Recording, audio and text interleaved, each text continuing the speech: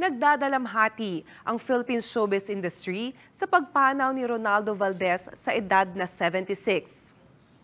Humiling muna ang anak ni Tito Ron at aktor na si Jano Gibbs ng privacy para magluksa ang kanilang pamilya. Inalala rin ng batikang aktres na si Chanda Romero si Tito Ron, a treasure in the Philippine movie industry na maituturing daw ang batikang aktor.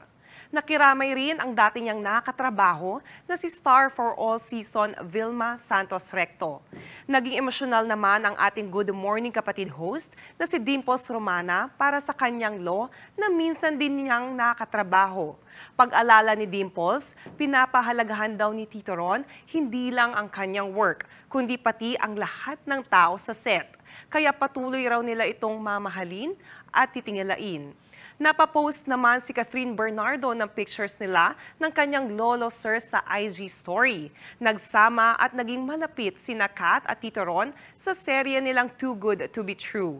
Bukod sa pagiging ama ni Jano Gibbs, nakilala rin bilang mapagmahal sa maraming tao at artista si Tito Ron. 5 dekada niyang pinatunayan ang kanyang galing sa showbiz industry.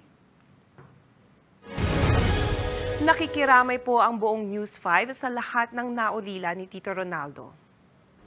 Mga kapatid, Jania Lipon po, laging maging updated sa latest sa entertainment and lifestyle para maging una sa balitaan. Bisitahin at mag-subscribe na sa social media pages ng News 5.